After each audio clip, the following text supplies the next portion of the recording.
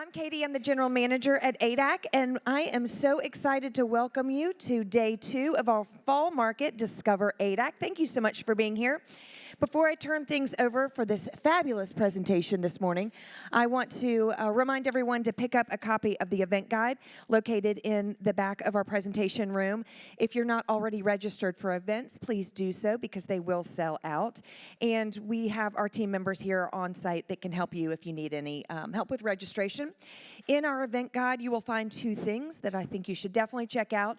We announced our Southeast Designers and Architect of the Year Award winners for 2024, and they are all listed in the back of the event guide. And we also have a list of all of our new showrooms and our expansion showrooms. So while you're here on site this week for presentations, in between, be sure to go and check out all of the events. We're just taking, it's a little housekeeping item. We're good. We got it. Sorry about that. No, you're totally fine. I love it. This is how it happens in the moment, right? All right, so go check out those new and expansion showrooms. While you're here, have some fun with us on social media. Our handle is @ADAC Atlanta. We use the hashtag #DiscoverADAC. Be sure to tag us, but we also have in this handy event guide all of the handles for our showroom sponsors, our media partners, and our speakers. So tag everybody and have some fun, and we will share all of your fun that you're having this week. There are also MILIEU magazines in the seats, so there's lots of things you can take home from this presentation besides, I'm sure, really good tidbits. The stage decor, I want to thank Tim Hobby at HA Modern for bringing us this stage decor. If you want to see a list of the resources from all around ADAC, there is a resource sheet in the back of the presentation room. And I want to thank our sponsors today.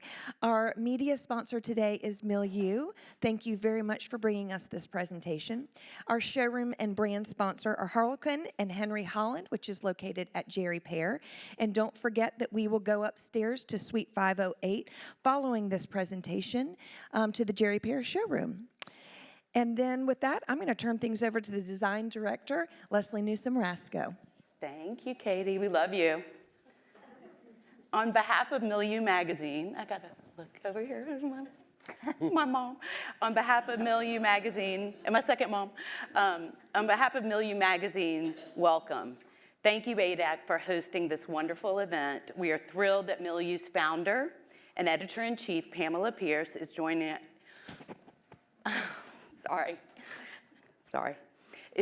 us in celebrating MILIEU's 10th anniversary. Sorry. And another magazine editor is in the audience, my own mom, Lisa Newsom, who founded Veranda 37 years ago. Hi, Mom.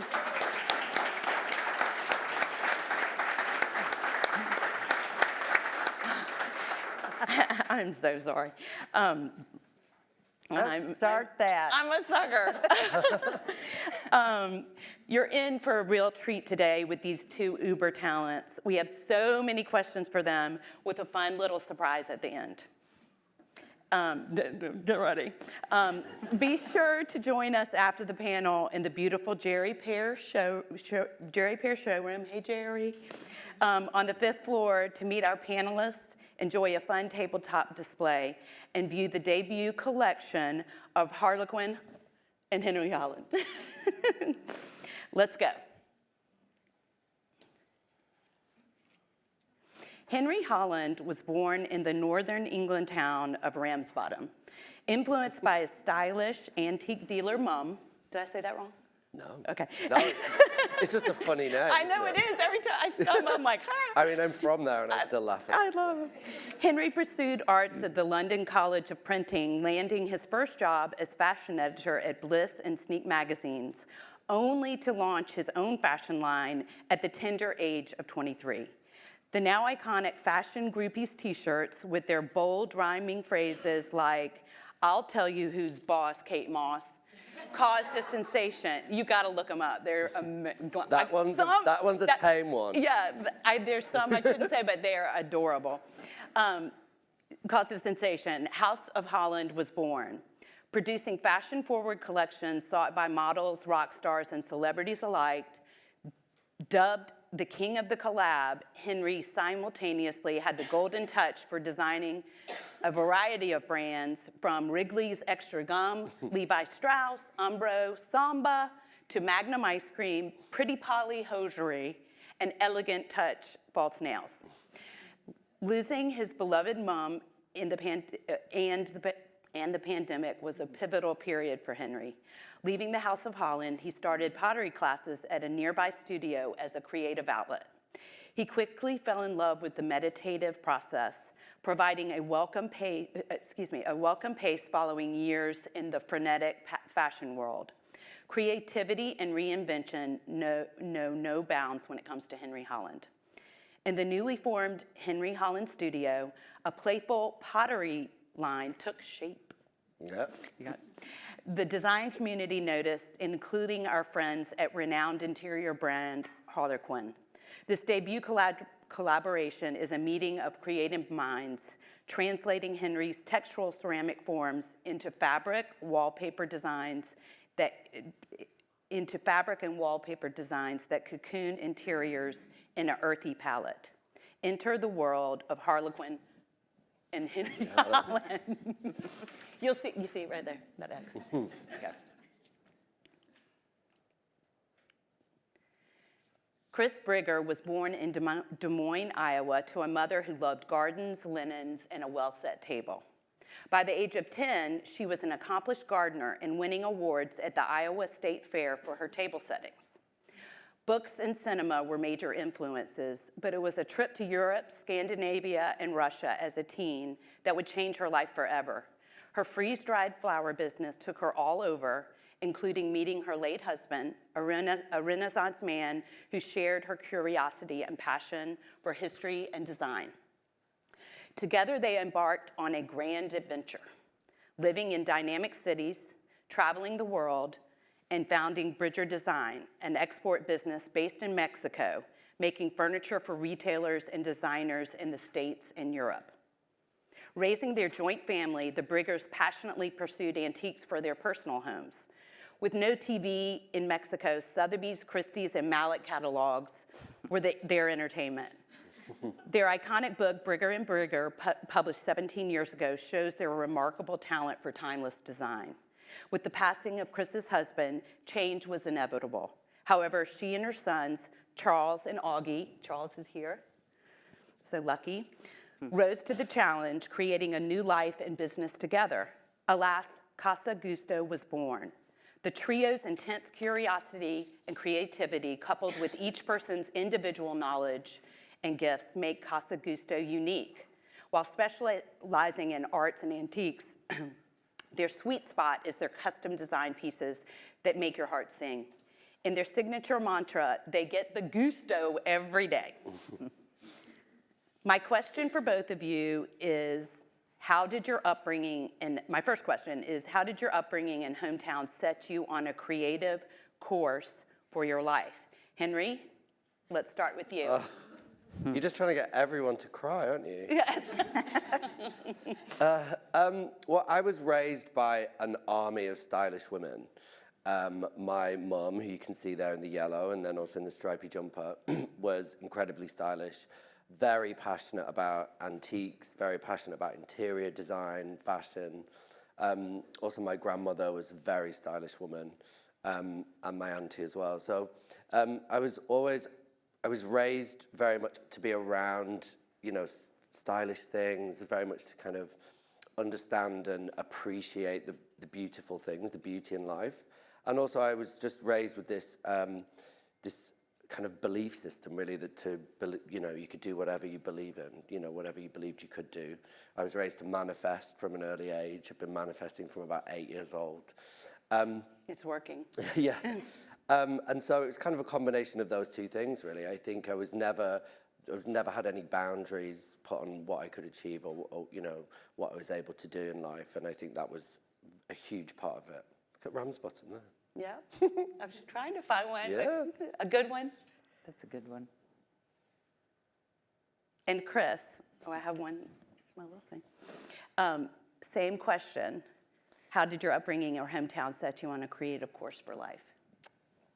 I think being raised in the Midwest was the most amazing experience, the freedom. But Des Moines was kind of a special place because it's a tiny little city, so we had this amazing art center that is a Richard Meyer building plus IMPay. So right there in Des Moines, that was part of your life. And it was early on, so they would let you take a piece home for a year and live with That's it. amazing. So to have that kind of exposure was great. Also being from Des Moines, I kind of knew I wanted to get out early on. So cinema and books just, were something that just took me somewhere else. And so as soon as I could. It's a great museum. I've been there. It's a great museum. And also, I wanted a picture, but I had to turn my presentation in. But the Klaus. I love the Klaus Oldenburg. Right, yeah. Yeah. The big fruit and Yeah. so it is. And we had a plug, Oh, yeah, it was that big soft plug. Exactly. Oh, I should have done that one. And it was amazing. My parents, when I was 15, trusted me to go to Europe. I mean, they trusted me, nurtured me. Yeah. And I spent 3 months there, and I think that really changed my life. Yeah, that's their. I know I that. was like, wow. That's your travel picture right there. Yeah. I think you're in India. That was there. later That was on. later. Yeah. But like, That was later. Henry, you started your fashion house at 23. Tell us about a favorite memory from the early days of House of Holland. Oh, gosh, there's so many. I'm so glad one of those T-shirts is covered. It's filthy. Yeah. I was strategic. Yeah, strategic, yeah. I mean, I think we were just talking about it before we started. I started the company when I was 22. I registered for taxes at 23. I had no idea what I was doing, and in so many ways that was kind of a blessing. It was Naive. Naive, yeah. Ignorance is the bliss, exactly. And I just sort of set off on this journey doing things the way that I felt were right for me. And things that I wanted to do. No one had told me what to do, and no one had told me what not to do, and so I just sort of figured it out by myself. And I created this group of people that was made up of some of my oldest friends. I ran the business with my best friend from school, who I met at the age of 11, and then we were together every single day until she had babies in our 30s. And it was just this incredible time of like this frenetic energy and being surrounded by people that were all kind of in it together. We weren't making a penny. We were so poor, but we were loving everything that we were doing, and we were having the best time doing it. And at the same time, the fashion industry can be quite judgmental. It can be quite, people are watching you, and people are judging you, and people are, offering their opinion on your work. And at times, that can be hard on your mental health. And so I think it's really important to be around people that you love and support, and that you're just very focused on creating things that are right for you, which was amazing.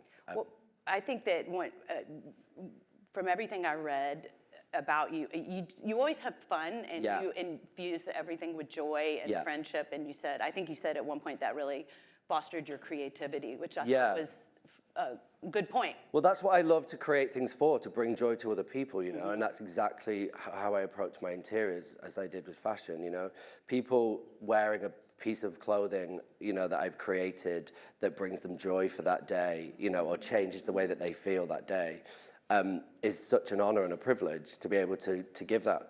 Like interiors. To someone. And with interiors, even more so, to be invited into people's homes is an even bigger privilege. And, to be a part of someone's personal sanctuary and personal space.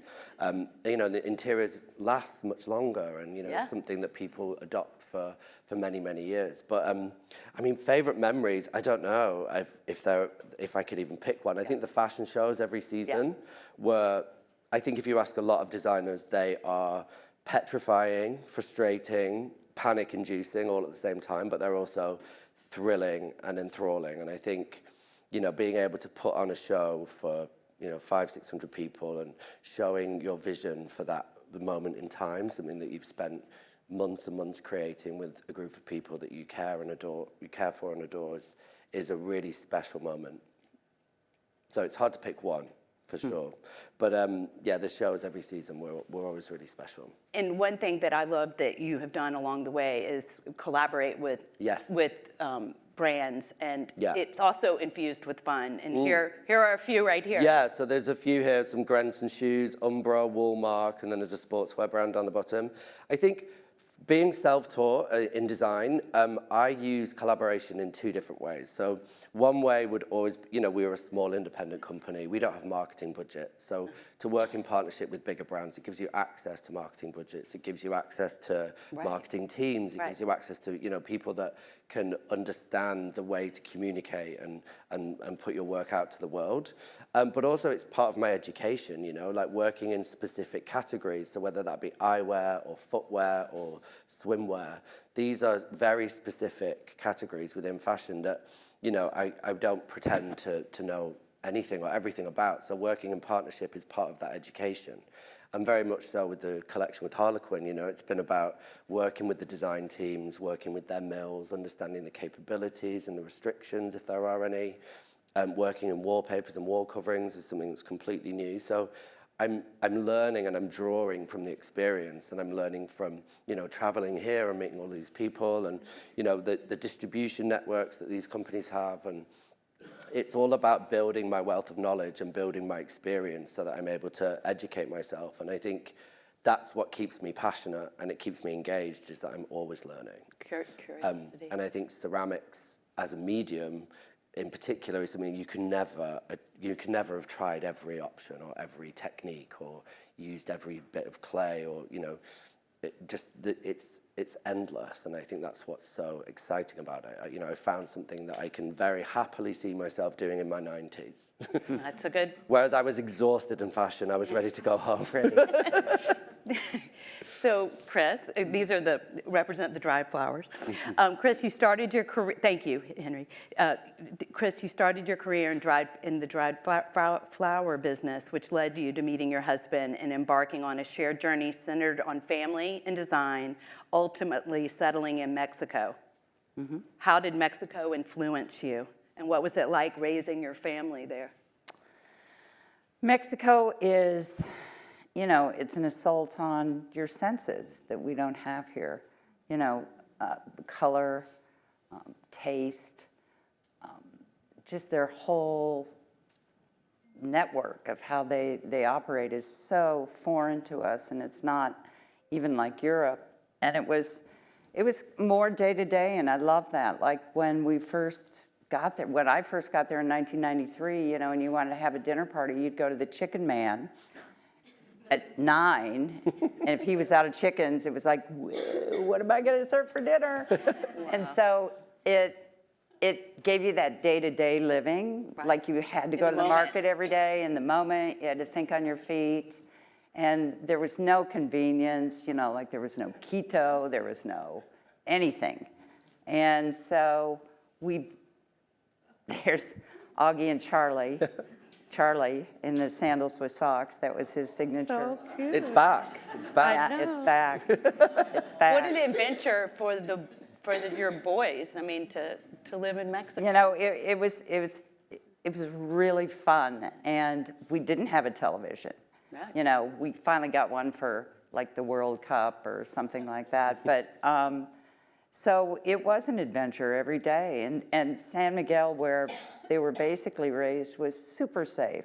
Like they were that little, and then we built that house out in the country, which is now 25 years old, and it's been an experience. It's been because I didn't know how to do that, and that house was built without a single piece of machinery. It was all done by hand. Wow. And then the one day they brought in a machine was a tile cutter, zzz, and he just cut himself out there in the middle of nowhere. Those are images from I show a few because you'll see the evolution. I believe it's her design is timeless, so I'm going to show a few pics from the book, but and you'll see what it looks like now, but it's real genius to be, it stands up, the book stands up, so I do think it's I find it really dated, but because we thought about this last night, but I like being on to the next thing. And that was Mexico City. Mexico City, so, and then I love the shot. That was Valle de Bravo. That's a lake. A lake. Now look at that. It's 20 years ago, 20, 20 least. years ago. Yeah. At least. And then this was an iconic book. I had this on my shelf. Oh, no kidding. Oh, of course. Mom, do you remember this book? Yeah. I mean, we have it. We have Well, we public- were trying to market ourselves in Mexico, and we'd done a couple of hotels in the States, you know, the furniture for it. So we were trying to market ourselves, and we were in the beginning of the book, and like one morning, really early, Rizzoli called us from Italy and said, "We've seen parts of your book. Would you like us to publish your book?" And my husband was like, "Rizzoli." And so we did that, and that was a real adventure. But it was just started as a marketing thing, and So then it marketing, I mean, it's just such a great testament to your work. And it's, I mean, you were exporting furniture, but this is who you are. And the thing about Mexico is that you cannot believe how many beautiful houses are down there. And we published this being very naive because they don't publish because it's dangerous to see what's inside your home. Yeah. So what you don't see out of Mexico is the most beautiful house I've ever been in. That was designed by Luis Bustamante. He's a Spaniard that does a lot of work over here and there. It's the most incredible house I've ever seen in my life, but it's not published. So, And I believe after you were in Mexico, were you in D.C.? we actually moved to Boston to educate Augie. We brought him up there, and they called him like Mowgli. He couldn't read, he didn't know American history, and we're like, God, we're super failures. And so we closed Briger Design, and we moved up there, and we just fooled around. And I love Boston. I think it's physically one of our biggest gifts in the United States. It's a great town. It's so beautiful, and the history is just, and the MFA is an amazing museum. Yeah. And so we fooled around there for like 6 years, just soaking in the history and learning, and then we ended up in D.C. D.C., which is also, it's our Rome. It's a great city. Isn't this a great room? Physically beautiful. That was Charlie's room. I love that room. Love that. That's a great room. Both of you experienced a pivotal period in your professional and personal lives, a monumental shift that set you on a different course. Henry, what led you to the pottery studio? Tell us how Henry Holland Studio came into being. Yeah, so my business was sold off during the pandemic. And I made a conscious decision not to go with the sale. I felt, we'd done 15 years, and I was passionately proud of every single thing that I'd done, and I sort of felt like my time was ready to move on and try something else. I was starting to feel confined by the strength of the brand. It was a brand that reflected me perfectly at 23. Right. Because I was going out every night of the week, and I was at every party under the sun, and that was my life. And then I was 38, and I was tired. I didn't want to go out anymore. So, and then I started having a few. I think I only had maybe 5 or 6 ceramic lessons in the evenings, and then I just caught the bug, and I just very quickly just found the process, as you said, really meditative, very therapeutic. And I just started making pieces in my kitchen initially because the pandemic hit and was getting progressively worse and worse. And so there was one Christmas we weren't allowed to mix in families at home. I don't know if you had the same here. And so I was just in the kitchen making all these pots, and my husband's in the other room watching movies being like, shut up. And it took me a while to find my handwriting and find my aesthetic in ceramics. I wanted something. I have a very particular aesthetic, and it's very bold, it's very graphic, it's it's very playful. And I tried using glazes, I tried using different clays, I tried different techniques. And it was when I tried this technique, which I was researching online during the pandemic, which is called nerocoming. Here, I'm going to go back so you can see. Do you see the layers? Yeah. So the top left is, so I used 2 different color clays, and then we stack them up in alternate ways, and then on the bottom, it's called wedging, but it's basically smashing it on the table. You smash it on the table to kind of form them together, but it creates this really organic, natural stripe. It's almost like an animal print. It's almost like a marbling technique. And when I first tried this out and I opened the kiln for the first time, I felt, oh, God, I didn't feel that.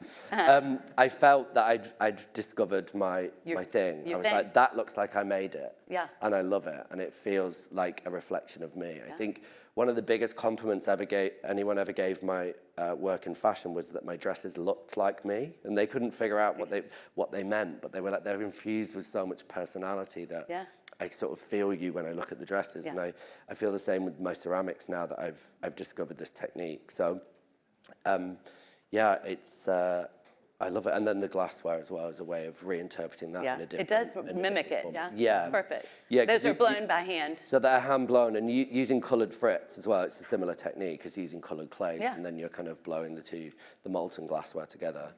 So this technique's really interesting as well. This is, so when we've done the technique that we initially discussed of the alternating layers, when we use, this is repurposing our waste, because once the clay's been fused together. Is that what that is? Yeah, so once the clay's been fused together, you can't then separate that out. These are very cool. With so many ceramicists, you would just keep reusing and reusing your waste because you're using the same color clay body and then painting over with glaze. So, yeah. Love that. Let me see. Okay, and on to Cris. Cris, after the loss of your husband, you started over, but fortunately you had your brilliant sons, Charles and Augie, by your side. Talk about the decision to start a new business with your sons and how this new venture differed from what you had done in the past. So these perfect children I have didn't want me to be alone, and Charlie was working for Related in Chicago. So he quit his job and he was on his way he'd already taken a year online with SCAD, and so he was on his way and he came down to Florida because I felt good in Florida, I don't know why. And Augie was at NYU, so Charlie was there kind of taking care of me, and we were fooling around. We thought, oh, let's do some stuff, and taking pictures in his bedroom, move the bed out, pretend like that's a room, and set it all up. And then one day we're driving down the street, and there was this guy that I'd known for years, and he had once had a thriving antique business. And I said, I'm going to take you in there, and you're going to meet these people because they're really good people. And his name was John Wilson and his wife Nancy. And so we pull into this place, we get out, and John says, I'm leaving the business. And I'm looking at his place, and I'm looking for storage. And I said, Charlie, this is great for storage. And so he said, here's my landlord's number. So we got a lease, and then we went home, and I thought, oh, we could do this.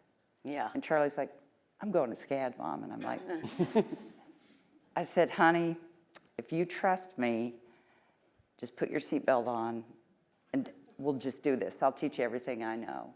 And so we were kind of petrified like you. It's just not knowing, and all these people like, you got to go to business school, you got to do this, you got to do that. And we ignored everything. His sister said, you're going to be driving an Uber, Charlie. And so we just did what we wanted to do, and we bought what we wanted to buy. Look at, and look at the magic that happens when they do that. That's over here. That's made from toll in Mexico. We've developed this whole paper mache thing. So when you think about Mexico, you think about piñatas. So they have a real gift, and you just have to redirect them to make it like you want it. And so we had one guy, and now he has 18 guys. And that was about the toll. So that's and the toll guy is his brother. You're going to see the paper mache. And then we make a lot of that. Like we make those chairs, we make those plates, we make our frames. And you're going to see you're going to get a close-up, but the frames are painted. It's really, when you're doing your own design work, it's just so inspirational. You can't find it anywhere else. And that's, I call our whole business, if you go back to that other one, so those three prints were like the only thing I could afford from the Robert Keim sale. Oh, fabulous. I went. And we got them in, and they were so moldy. And we dusted them off, and I had ordered this hula skirt stuff off of Amazon. And that's what's on the bottom of the... No, that's Clarence different. House. Oh, okay, that's sorry. The real Oh, stuff. okay. That's the real stuff. And I thought Sorry. that was really cool. Yeah, That's in it's Jerry cool. Pear. Yeah. So it's just kind of a spoof because they're colonial period, and I love that kind of stuff. The chairs beneath them we make. That's an old French chair that you can still find when you go to flea markets, but Yep. you don't really see it that much. Yeah. And You don't. there's a lot of pictures of Picasso sitting in that chair. Aw. I love that chair. And now we make that table. I love your vignettes. I just think Thank they're... you. That's all Charlie. They're so, and that was a question too for Charlie, like how often are you changing these vignettes? Constantly. All the Yeah. time? If we sell something, it's like, oh, God. Look at this. I wanted to ask, who is your customer? We're probably 50% trade, and we're 50% real people. We don't, I wholesaled for so long, and so. You were done. We used to make tulle flowers at Briger Design, and people would come up to me and they'd say, and you know, like we sold that tulle flower for like $25. And so somebody would come up to me and say, I love your tulle flowers, but I can't afford them, because by the time they got through the retail process, they were like $225. And I'm like, eesh. So we make this stuff. We don't do a designer discount on the stuff we make. It's good. Because it's fair priced. Oops. We want everybody to have it. So that other photo with the curtains, the Pam Pierce curtains, the one that you were just on. Oh, did I go? Yeah, you go Go back to it. forward or back? Forward. Forward. Okay. One more. Oh, there. That's our Duh. office. I know, I'm sorry. So that whole room is paper mache. The ceiling is paper mache. Yeah. It looks like it's tile, but it's paper mache. All the moldings, all the paneling is paper mache. Wow. So innovative.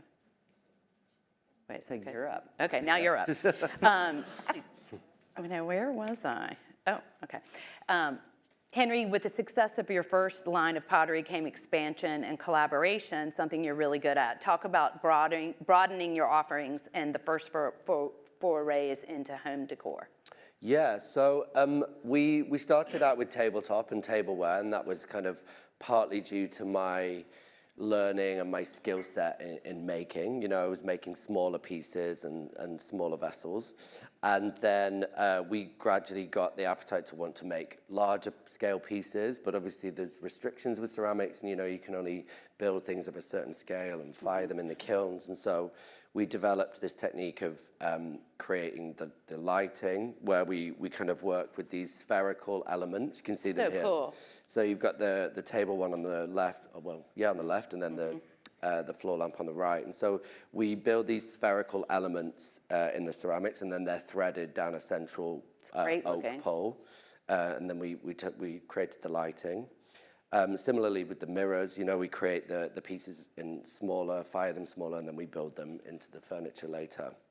Is that Paul Smith? Yes. So this was a collaboration. This is one of my, I have like bucket list people that I wanted Paul to collaborate Smith, with. the fashion designer. So amazing. in fashion, I got to collaborate with one of my favorite photographers, Martin Parr. I don't know if you know him here, but Who came to your town to take that campaign? And he, you know, has a very signature style of photographing British culture in this really sort of beautiful way. And then Paul has always been a hero of mine. He's like who I want to be when I grow up. You know, he's been doing what he does for 70 years, and he's still so enamored and blown away that he's lucky enough to do what he does every single day. He's got this like thirst for knowledge and life, and he's just incredible. So he asked me to collaborate on a project for his store in Mayfair. So this lamp to the left. Yeah.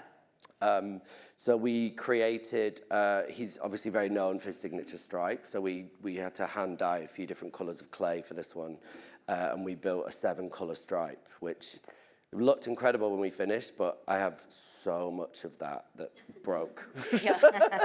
There's a lot of seconds of that. It was just so cool. Every time we opened the kiln, it was like, because when you work with this technique, particularly the shrinkage within the clays is different depending on the clay bodies. And so you've got 7 different clays all pulling away from each other at different rates as they're firing to 1,000 degrees. So once you get to 7 colors, there's a lot of chance of failure. So, but yeah, it was fabulous. Tile. And tiles, this is quite a new one for us. Yeah, we work with Burton May, which is a British tile manufacturer. So we have 2 different sides of this collection. We have a hand-poured collection, which is caustic concrete tiles, where the pigment is hand-poured into the stripe. So again, each and every tile is unique and different, So cool. similar to our ceramics. And then this is more of the printed glazed collection, which is the more commercial side of the collection, but it's doing really well. So we're kind of building the marble print as a signature. You know, we create it naturally with our ceramic work, but then we're able to translate it and rework it into different mediums with our partnerships. Oops. Ooh, I got to show that one. Cris, you have the most fantastic eye and have bought art and antiques from around the world, but I'm so inspired by the pieces you design yourself. So this is a close-up of some of these custom designed pieces. Talk about these painted frames and the chests. It's they're just my favorite things. kind of breathing life into something we're very familiar with. Somebody had come into the shop, she was a friend, and we never take consignment, but she had these Basilius Bessler prints. Oh, yeah, and they love were Bessler. beautiful frames in French and the mats. And I put them up on the wall, and both my sons went like, "That's so granny, they can't be in the shop." And so we had this decorative painter there, and he painted all night long. And then he slept during the day. So cool. So I stayed up with him. I went to Michael's. I bought some frames and I bought some mats. Oh, the horror. No, I'm just kidding. I love Michael. I'm like, go for it. Yeah. And so we talked about just ignore the line of the mat, ignore the line of the frame, just paint everything. And so we just started popping botanicals and other things in them. And it was like so playful. Crazy. On fire. These are just This a is few the of our signature, the toll toll. flowers. But I feel like you're known for them. Yeah. They're right here, too, right behind. They start at $75. They go up to $850. Charlie's better at that than me. And it's like everybody can get a piece of it. I love it. Yeah, Everybody can come to the shop and take something home. And look at this toll garland. I mean, So that's paper mache. Yeah, right, you're right. I thought it was toll, but no, you're right. It's paper mache. A fig right? paper mache. The medallions are paper mache. Those mirrors are actually 19th century Portuguese, and we now do those in paper mache, which it's much more lightweight. That's our dining room in San Miguel. Isn't that dreamy? And that really is our dining room. And here's a close-up of the paper mache and the paper mache. So the room on the left in the middle cool? photo is, her name is Brittany Bromley. She's a Oh, I know. Pretty Bromley. good- Pretty yeah. blonde. Yeah, blonde decorator and she let us, she wanted her dining room done in Bedford, so we went up there for a week and installed it. It's just dreamy. And sorry. It's so beautiful. That's a, what do you call those, Charlie, the fig thing? Canthus? They're fig paper mache botanical. Botanical prints, like 3D. So we do figs, we do I love that. peaches, we do everything. And I also feel like you're known for This. So very inspired by Librio from Spain, but Mexico is also famous for their Talavera. So just kind of, now it's everywhere. But you designed these. Yeah, we Right. design these, and again, it's, breathing new life without lead into a product that's been around forever, just making it just a little bit more modern. I just love. And that is our version of you. No, see, they converge. Yeah, I mean, no, I I just love. think it's so I interesting love. because I love. we're converging. So in my world, this is called terre It's made in France. It's made by one guy who's an amazing man with one oven. Yeah. And Amazing. it's the exact same process. Yeah. And these are, you know, earth mineral colors. Right. Like we Which no I longer love can that. get that yellow. We You can't get can't, that. you stay within the earth family, I think you Yeah. said, Yeah. because of the It gives you- material. it keeps it being restricted on colours and palettes. So using the number natural of material. turns on, if you go back one, Leslie, Sure. there. So the faux bois one, or the, you know, the stripier one has more turns. Yeah. And then the bigger ones, like you'll see upstairs, have less turns. So it's a Love that. completely different process. And you can set a table. I like setting Boy, can you tables. set a table. I was going to ask, do you ever set the same table twice? Oh, God, yes. I thought you were going to say no. You can ask Pam. No, I do. I love certain tables, and in I just San Miguel, love I it. love going out to the garden. And I love the mix here. I love the mix. It's I just love so the mix. fresh. And you're going to see both tables upstairs. Make sure on either end of the showroom. you I have love them. tabletop because even if the food is nasty, And that's funny. And there's your signature Gusto plate. Which I yep, love. and that's how I fold my napkins because I like a formal, informal. I don't want you to be intimidated by what you're. And she that you also has just a sat new down. spray that you just. It's called bed to blouse. And it it takes all the wrinkles out. Takes all the wrinkles out. Best on pillowcases and duvet covers, and then now our napkins, and we've just come out with a 30-inch square napkin line that's also upstairs. And those are our napkin rings, and there you are. There you are. Henry, please tell us about this fabulous collaboration with how the fabulous collaboration with Harlequin came to be. Yeah. So I wanted to, when we started talking about working in fabrics and wallpapers, I was really excited to start the process. And I wanted to create something that felt richer and more depth to it than just reinterpreting the patterns that we create through ceramics. I wanted to create something that had texture, that had depth to it, was really tactile, something that created a sort of a sense of and a feeling of sanctuary and cocooning. And so we started out with the way that it really translates my work in ceramics so well is the color palette, because Yes. the palette itself is quite refined and it's quite small. So we worked the color palette based off the ceramics from our bisque pieces. So when you're working ceramics, you fire everything twice. And so there's a bisque firing, and then it's glazed, and then there's a glaze firing. So the coloration in the clays is much more subtle. It's much more sort of almost pastel when it's in the bisque, and then once it's glazed and it's got the clear glaze on it, it really punches it and makes it much brighter. So we sort of built the color palette off these two different layers of color, and then so it all really works well together. It feels natural. Yeah, it works really well together. You can pull, elements from all sides of the collection and really work and decorate. Okay, this is my favorite. cool. Y'all Okay. recognize it's the pot shop. So this is called the pot shop. So this is a lot of the silhouettes of my ceramics. Isn't that great? So it's an all-over crewel embroidery, which the mill did an amazing job with. It's got two different color stories to it. And so you can see within the silhouette, you can see a lamp, there's half of a vase, there's a couple of vases there, there's some bowls, there's a chalice bowl. Yeah, that's our Tudor and Profumo vase. I named all of our vases after famous affairs because my husband thought I was having an affair because I was in the studio all the time. So that's just a little joke for us.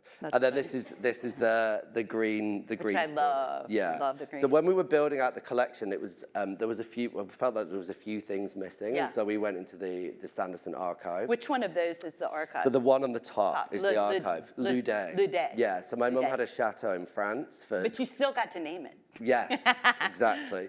My mum had a chateau in France for 25 years, and she had this. There was the only part of the house that was untouched was the attic, and there was this sort of 20s, 30s wallpaper in the attic, and it had this sort of grey ground with these black weeping willow trees with these Eve Klein blueberries on it, yeah. and she loved it so much that she managed to tear a little bit off, and she had it in a frame her whole life back home in the UK. And this print just really reminded me of I that. love It had that the same print. feel. It had Very that same graphic. kind of era to it, that sort of So 20s, pretty. 30s vibe. And then you also have the wallpaper. And then we have the wallpapers, yeah. So the whole collection is 94 SKUs, 92, 94? 94 SKUs. So it's a really full, wide collection, all-encompassing collection. And But it's so coordinated. I mean, it doesn't feel overwhelming because you Yeah. have they complement each other, the wallpaper and the Yeah. fabric. I love, I mean, I just think it's I think that's perfect mostly size. down to the palette, yeah. And then Yeah, this, the palette, yeah, the yeah. palette is what keeps Because it you don't really have, it's concise. only what, like kind of, feels like 3 colorways, sort of? Yeah, so there's kind of a blue and green, and then there's kind of Yeah. the natural earthy tones of the terracottas and the chocolate blacks. Which, that's the, That is called the bonseki, which is kind of a cut woven velvet. It's almost like fingerprinty. yeah. It reminds me of the Japanese Zen garden Yes, thing. that's the one, yeah. Yeah, I love that. And then this is a kind of, this wallpaper is really incredible. It's a wall covering, but then it's been embossed, so it's kind of got, it's a vinyl that's got an embossed It's technique upstairs to it. too, I Yeah. think. So it's got a vertical emboss to it, so actually, to the touch, it feels like a wooden, what's the word, veneer, like Yeah. wooden veneer. And the way that we created that, someone in the studio hand painted with ink on a silk. Oh my gosh. And so you hand paint these lines sort of in with a sort of a water ink. It kind of bleeds up and down the warp of the silk, and so you get these really fine lines, which we've managed to pull through and incorporate into the print, which is really beautiful. You're going to see this upstairs. And then now we're going to look at some of Chris's interior design on her own houses. And both of these were in MILIEU. This shot wasn't, but Charles also takes all the pictures, and he's an amazing photographer. So we're lucky to have. I want to go through, I kind of want to, I mean, just soak them in. I want to know how many dogs you have. Right now, 6. And they're all German Shepherds? 5 German Shepherds and kind of a mutt. So we did this shot with MILIEU. 9? Well, we have 3 in Palm Beach, but they, Anyway, so this was a shot that Miguel Flores Viana took, and we were there with Pam. And when we first started this business, and I'd been around, I'd been out of it since 2005, but it was like the wall in the Game of Thrones, And so we sent some photographs to MILIEU, and within 5 minutes, we had a phone call, and Pam was She's like, quick. whatever you do, I want to watch you. I want to support you. And we would not be where we are. Aw. This is my commercial break. If it weren't for Pam Pierce and everybody at MILIEU. Thank you. So I did want to show you, so this is the living room now. It's changed now. Yeah. And oh my God, I just love this The kitchen is amazing. And I think this shot has been like the shot that, Yeah, that's a big shot for us. That huge piece is like something that was in a bakery in Mexico, and it's all screen, so you can put your pies in it. It's like a bakery thing. And when we built the house, all of our children and all of their friends, it was the millennials, so they were all coming. And like 15 days before, we had no kitchen. And so I took things into my own hands, and then we had this in storage, and we put it up on that wall, and it fit. I mean, it's And just it's never perfect. moved since. It's just so charming. And then these gardens, so Gardens dreamy. are great. We planted Dreamy. almost every single tree on that, so I feel like they're really my babies. How long have you had that? Is it 30 24 years? years. And That's out back. so romantic. We have dinners out there. And then you're going to say that's your other son, right? That's Augie. Augie. Cute. He is cute. Single. Single. They both are. And That then- was MILIEU. And this is also That's MILIEU, in and Palm where is Beach. he? That's This is in him. Palm Beach. So I had all this. So we moved into a condo from this house. So those tureens, I slept with those tureens underneath my bed for like 2 years because I had no place to put them. And then finally I figured it out. We'll just put stuff on the wall because I had no surfaces. This is just the that on. greatest I love that display of room. blue and white. So inspiring. That's the kitchen. That's part of the dining or living room. It's really home. It's really nice. And I want to talk about this room because so tell us about the Roman emperors and what's So it's a behind them. collection of Roman emperors, and I hate television sets.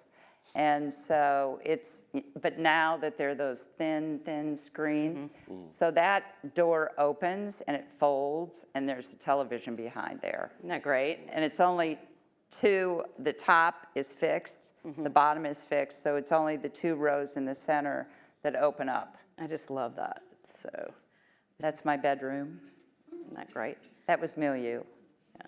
And I love, and I see, I meant to ask you the importance of slip covers, because you see some things, I mean, this isn't a slip cover room, but you are repurposing some of this, but it looks different. So early on, my husband was, like so old-fashioned, and in the townhouse in New York, he'd have the winter clothes and the summer clothes. So every season we'd change, or summer and winter, we'd put the slip covers on, and it changed everything.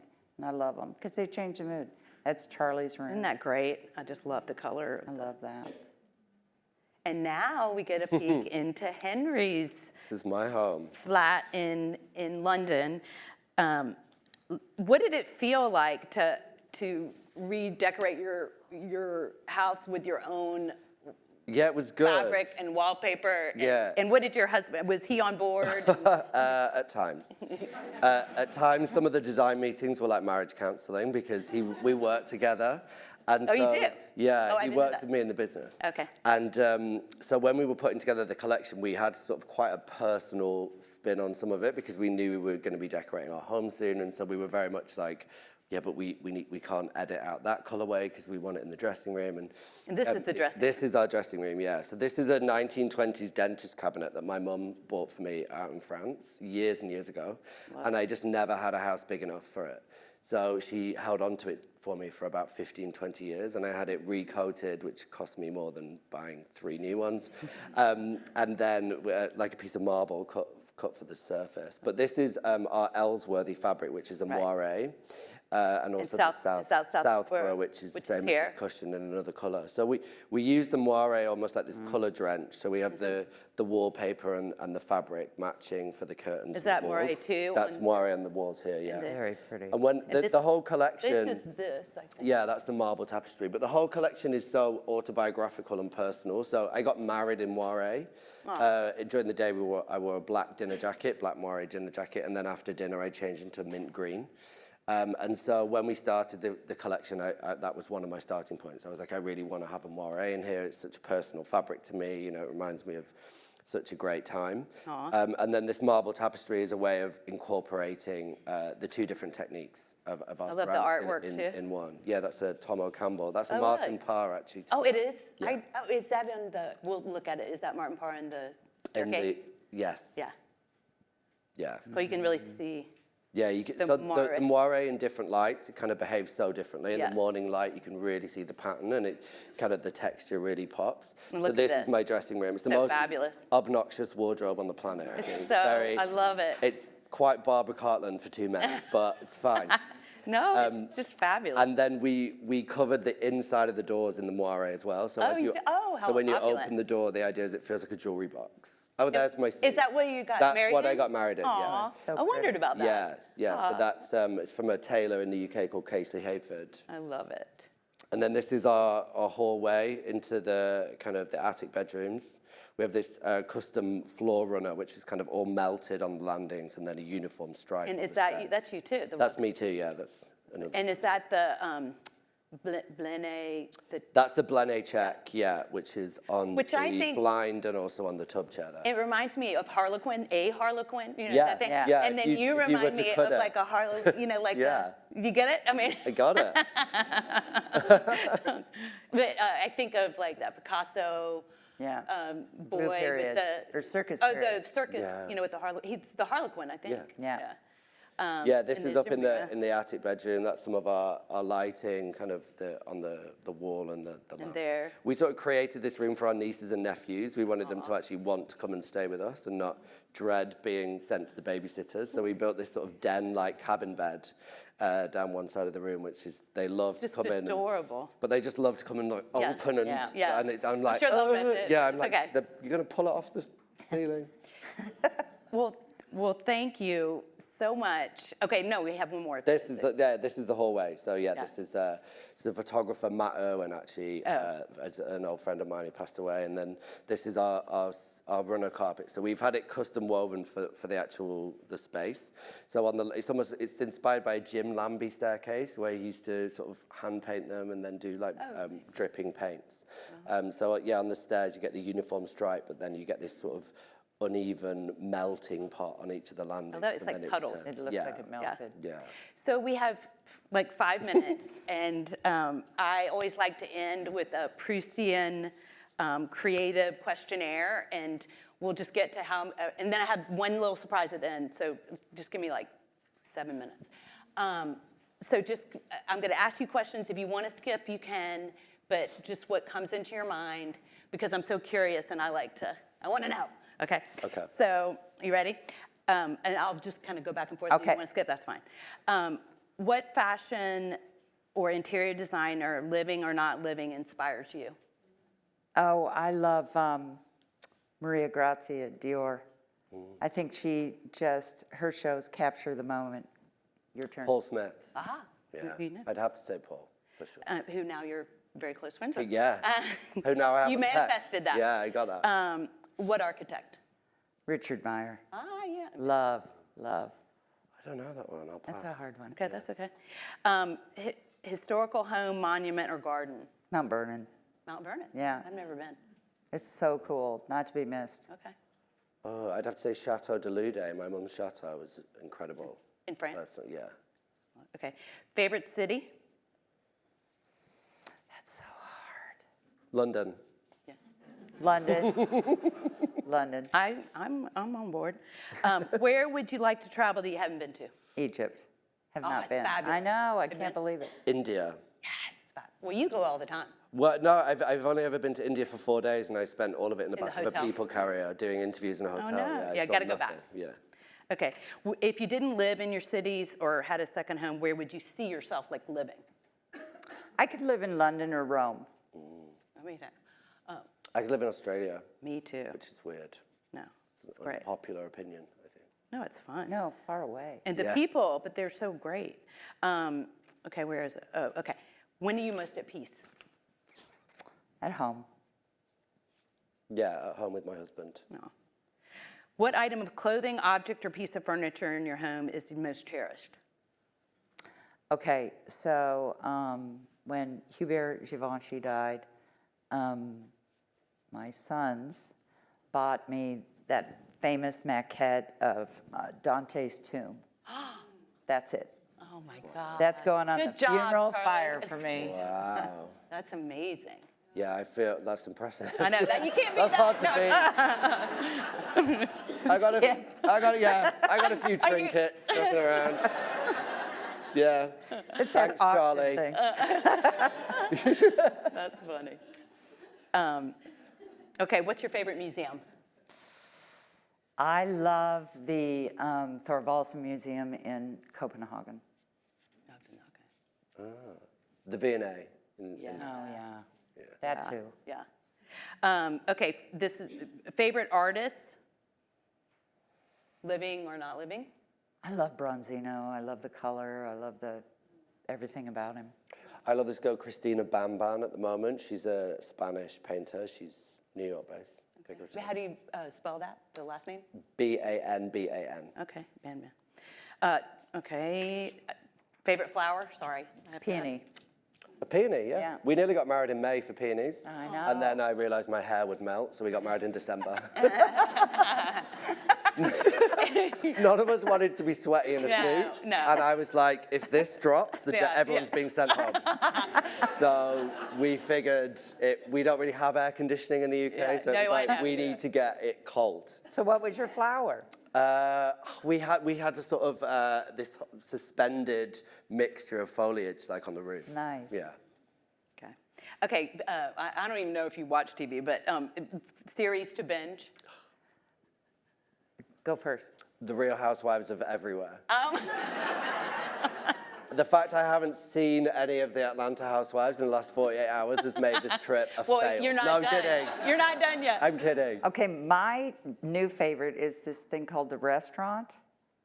It's, Okay. it's Sweden. You feel like you're there. Okay. It's so cool. The bear's really good. Yeah, the bear's good too, yeah. It's so intense, though, sometimes. I know. Come on, Stress. you watch some of them Yeah. and you come away with a panic. I know. Okay. Okay, we're almost done, but I have this one other thing. If you weren't a designer, what would you be? Charlie told me I had to answer a mom. You are a mom. I know. I know, but Incredible he said, mom. I said, what would I be? And he goes, oh, you're so good at mom. Tell him mom. I would be a writer, I think. Okay. What is okay on your bucket list that you? What is there something you want to try or do? Have 9 dogs. Yeah. Yeah. Be you, I think. Me too. I really want to go to Egypt. I I wanna be really both want of to go you. to Egypt. That's really important to me. It was important to my mom. She Yeah, I want to She be made on us the go. Nile. I want to, you know. But that's Egypt. Do the is- river cruise, like, Egypt, go to- out of Yeah. all places I've traveled, it's the most monumental and like awe-inspiring. Yeah, I mean, it's just through the ages. Okay. Last one. What is the? Okay, I don't know if this should be the last one. What's the talent you possess that no one knows about? That's kind of hard. I used to be quite a good gymnast. I What? could probably still walk up and down on my hands if I had to. Oh my God. Okay. Go ahead. I could Yeah, cook a dinner had at to. 9 o'clock at night, like after work. I get Instacart. I cook a dinner, and I can't believe it's amazing. like happening. And it's really good. It's like, why heard you're a am I good still cook. doing this? Okay, we are nearly done, but I have a little surprise at the end, and I hope this works. Okay, so everybody look at the back of their chair, and there could be a dot on it. So everybody look and see who has the purple dot. Who has a purple dot? Can you tell that it's purple? Okay, Purple, so yeah. this is the issue with Cris Briger, and these some of these are out of print, so that is her issue. So that I'm on The Price is Right. Okay. Okay, now who has the? Oh, did I say purple? I can't read. Well, it's the same. Purple dot. Okay, here. Here's the other, the Cris Briger issue with San Miguel. Okay, you ready? Okay, one more thing. Okay, who's got? Now we're doing all Briger at one time. Who's got the brown dot? Oh, my God. This is out of print. Who's got the brown dot? It's so I want one of those. I want to burn it. Brown. I want to see. Everybody wants who's to. got the yeah, brown mine's dot? brown. Okay, there's got to be a brown dot. This is like one of the best ones. Okay, you're brown. Uh-oh. That was fun. It was fun. Okay, well, if really you're good. brown, let me see if that's brown. Hold A on. lot. Did you do it in fashion? That's brown. Yeah. So sorry, People somebody. love these now. They just So live to sorry, hear somebody about gets this what you purple. do, and it's Okay, hold on. We're almost done. hard to Format. understand that people want to. Okay, we'll figure that purple one out. Okay. Who has? Okay. So from Oh, my- eBay, who's got the black dot? Wow. Black dot? Okay. This is a Henry Holland original House of Holland. There's the same. These are I collector's don't even items. remember that. Wow. I mean, these are really hard to come by. Yeah, they are. Red dot. Oh, yeah. Red dot. Oh, here's Oh, it matches your outfit. This is his collaboration with Umbro. Look at that. White dot. White dot. White dot. There you go. Sorry. I got it. I'm trying to go fast. And another Umbro. Yellow dot. Yellow dot. Yellow dot. Okay. And I've saved the best for last. You're going to die. Oh, no. Okay. We're almost Oh, done. no. This is so funny. Okay. The House of Holland Elegant Touch Football Nail Set. Green dot. Yes! Green dot. I know. I knew you guys would. Okay, hold on. Amazing. I know. It was so fun. You must have sent my stocks up on eBay. This is like, so fun. Oh, yeah. I'm going to go back in the archive I'm and like sell Henry everything. Holland favorite. Look at that. Okay, House of Holland. Okay, blue dot. This is called Breton Babe, French. Oh, wow. Okay. And I saved the best for last, pink dot. Oh, And yeah. you got the Dolly special. There you go. There you go.